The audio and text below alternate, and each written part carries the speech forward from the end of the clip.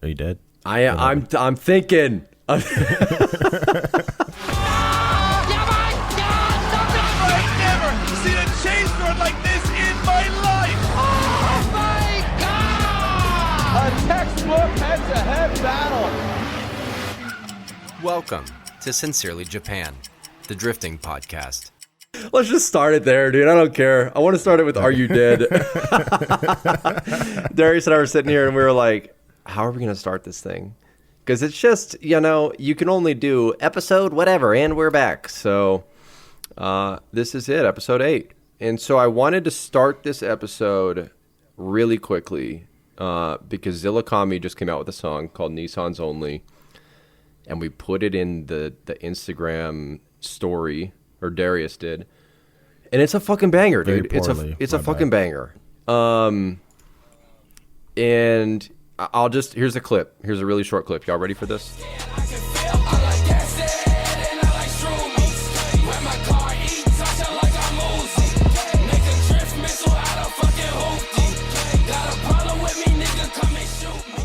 My man said, "Wrap my car, eat Tasha like I'm Uzi." No, bro. I can get down on every other part of the song, but not that. I can't co-sign on that. This bar did make me research a little bit because I didn't even know Uzi had Itasha cars. Which, okay, so for those of you guys that don't know, sorry, I'm reading fucking shit while I'm talking. Itasha is when you would take a car and vinyl wrap it with anime, right? So you'll see these cars with these huge figures. It's a whole livery basically, with it's anime characters and dude, and it's so expensive. Yeah, I mean, by the time you like design it and print it and get it applied, like it is not a cheap process. Do you remember that guy in Misawa that had the Itasha Nissan Sunny? And no, dude, maybe I've seen it, but I don't remember. Tim, his name was I can't remember his name, dude. I'll put him in the podcast description. Here's your roses, dude. His shit. Did he do it, insane. Or did he buy the car like that? No, he did it himself. It was like a Fate Stay Night wrap, I think. I don't remember.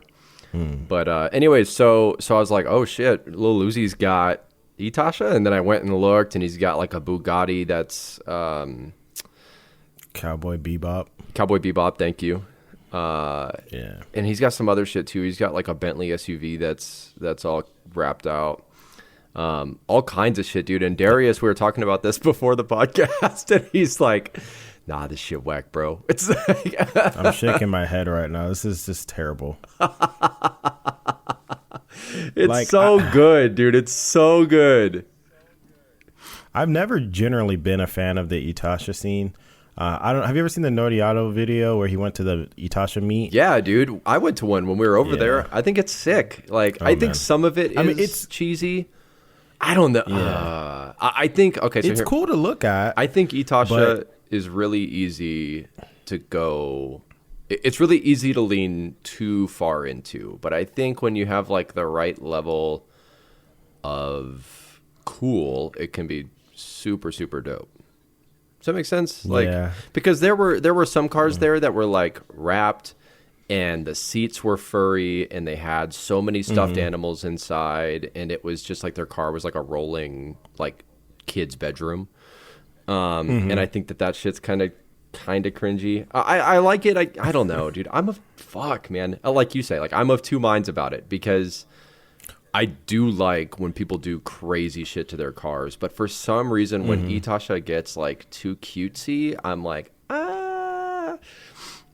So here's my take on it. So the Itasha thing, if the car itself looks cool, then I can get over it. At the end of the day, it's just a vinyl wrap. But I'm looking at these cars, like the Cowboy Bebop one, just the color scheme is all over the place. It just looks terrible. It doesn't complement the car. And then he has this Audi R8 that's like pink and purple, whatever. The rims are terrible looking. So it's like, if you make the car look cool, the Itasha could complement it. But don't put the Itasha wrap on it and then make the car look ugly as well. That's like, that's a double whammy. I got you, dog. Yeah, no, I get that. I think I don't know, dude. I agree, right? I will ultimately agree. I think if the car's already a nice car without the wrap, it's going to make the wrap look that much better. But, I mean, at the same point, you know, I went to an Itasha festival up in Aomori when we lived there, and there were cars that were, like, stock, you know, that just had wraps, and, like, that was the identity of the car. And I have respect for that, too, because it's more of an anime otaku than a car otaku. You know what I mean? Because I think there's a difference there, too. Yeah. I think it's like I think they're two different cultures, and then you have some overlap. Like, there's one culture that just really likes anime and Itasha and, like, having their car be like a moving, like a billboard, basically. Yeah. And then you also have the other side of the car community that really likes tuning in, like, specifically cars that dips into Itasha. And so whenever those two meet, it's like, oh, this is next level. Like, this is really, really dope. Does that sound accurate? Like, is that what you're meaning? Like, when a car's already Yeah, a I cool guess. car and they add Itasha, it's dope. But if it's just Itasha like, so- on a whack car, The as far as Itasha cars go, the ones that I like the best are drift cars that have it, because they'll have this crazy like wrap on it, but you know they're also used. You know what I mean? Or like sometimes they'll have like beat up panels and the bumper be hanging off, but it'll have the Itasha wrap. That's cool to me. But like just show car stuff generally, I'm not really into. And then just looking at these, they just look so like, ugh. But at the same time, you know what? I don't want to go down in history as a hater. So, you know, Lil Uzi, do what you want to do. Obviously, it's your money. I mean, I don't have a fucking Bugatti, but I would never do that shit. I would get like a little keychain or something, or like a little sticker. That way, if you know, you know. Yep, that's true. That's true. Back to Zilakami. Yeah. My man also said, make a drift missile out of fucking hoopty. Okay. And that's the line that you sent me, and I was like, out of the whole song, that's the one that you picked out here. That was what stuck out. Dude, it was heavy. It was hard, dude. This whole song is so hard. Yeah. I think it's cool because you're starting to see 240s and drifting more in hip hop culture, and like I'm all for it, dude. I don't care if shit's getting mainstream. I don't, you know what I mean? Like, Yeah. I don't know. It doesn't really bother me, I guess. I think it's cool. I think I like it because like I obviously like this culture a lot anyways. And so seeing it get more recognition in my mind is not a bad thing. Like, yeah, there's something to be said about exclusivity and like having, you know, kind of something a little bit more underground or like being part of something more niche. But at the same point, having something that's more widely accepted is almost never a bad thing, especially with something like drifting where it's highly illegal and to do it just on the streets, you know what I mean? Like, and racing events. So like, I think having more coverage and more knowledge about it is not a bad thing at all, and makes it a little bit more viable. It's the same thing with like, it's the same thing with skateboarding and whatnot. Like, you know, it's cool because not everybody knows about it or not everybody's into it. And then once it starts becoming more mainstream, it always becomes less cool. But something like this song, like this isn't the type of song I would just normally listen to. But if I was in the mood for something like this, I would listen to it. And the fact that it's representing a part of culture that I identify with makes it cooler to me. Right. Dude, if you will never catch me not fucking just mobbing around listening to this song. Doesn't matter. I'll be in the SEMA, just, you know, my man says, just copped a 240 and a Gen 4 Glock. Put it in this motherfucking new glove box. Bars. Can you just imagine like people in the hood doing drive-bys and like slam fucking 240s and fucking come when they talk about sliding on people, you're gonna be really sliding. He said, on people. I'll pull up in a Nissan, we're gonna shoot out the coupe.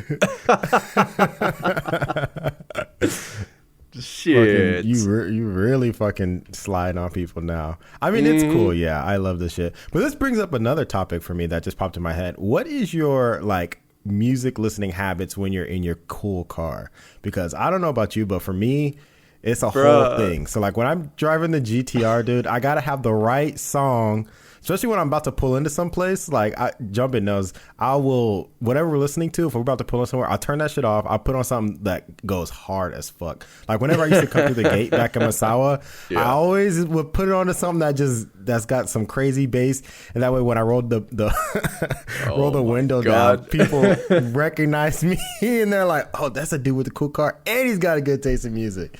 I don't fuck around with my music, dude. No, I listen to a lot of shit that's on this vein. You know what I mean? If I'm trying to, I don't know. I mean, I listen to a lot of this just driving anyways. I'll be honest, though. I do listen to a lot of podcasts when I drive. So nothing is less hard than listening to fucking spoken word. But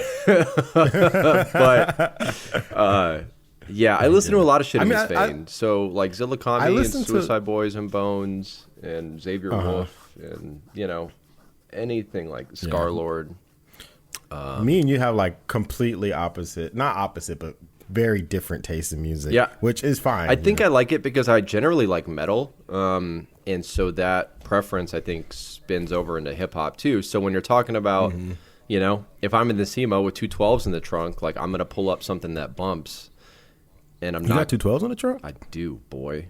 I got them for free, Holy actually. Shit, I know. I'm not even gonna flex it. I got them for free. I didn't know you was bumping like that. Hey, I tell you what, though, I do got a sub in the GTR. It's like one of those little underneath the seat subs. Oh, nice. But I want to get that. For that the was a must. Yeah, it's actually really awesome. But it's underneath the passenger seat, so whenever I'm listening to music and riding with Jumpin', she's like vibrating and shit. She says she doesn't mind it though. I wonder why. Don't know. Weird. Yeah, my neighbor when we were in Misawa was like, hey, I'm about to junk this Subaru and it's got 212s. Do you want them? And I was like, yeah, absolutely, please, thank you. And it was a nice setup, dude. Like it was a box with 212s, and then it had an external battery, you know, like those little inline batteries for the amps so that they don't surge your fucking power system, your electrical system.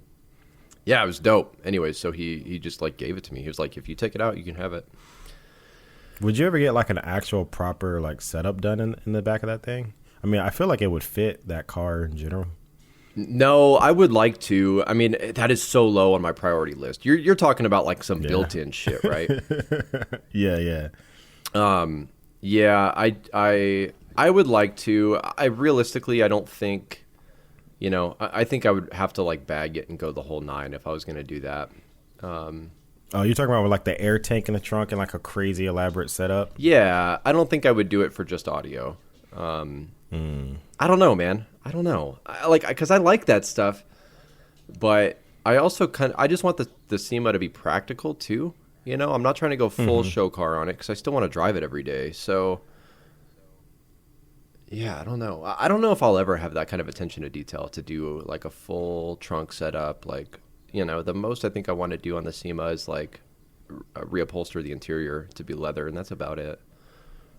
Dude, I wish I had like the super anal attention to detail. do too. I really do. Car stuff. And that's what makes me think like Japanese people are a different breed, dude, because like per capita, you see so many detail-oriented builds where like everything is gone through over there. You know what I mean? Yeah. And I think you see that a lot more there than anywhere else. And I'm not just saying the U.S., but I'm saying just other countries too. You know, I mean, when I was in New Zealand or when I was in Guam or Korea or whatever, like I really do think like Japan does it absolutely better than anybody else, period. Yeah. I mean, whenever I'm doing something, I'll start with that kind of like mindset, like, okay, I'm going to do it like this. I got a spot for my tools here. I know how the steps to do this. I'm going to do it perfectly. Like the example that comes to mind is when I was changing the carpet in my car. Like it wasn't just like it goes right in. It was like a whole elaborate thing. And the part where you had to fit it around the roll bars, there's like this technique where you like heat a socket up like really hot with a blowtorch and you push it into the carpet to make the holes where the roll cage will go.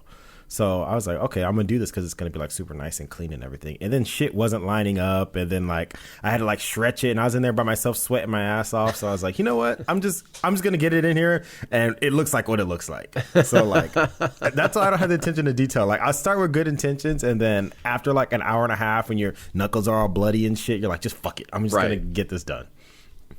Right. Yeah, dude. So That's back to your question though. Like that's, I think mine is like really, really abrasive hip hop. Period. Anything doesn't matter. But that being said, man,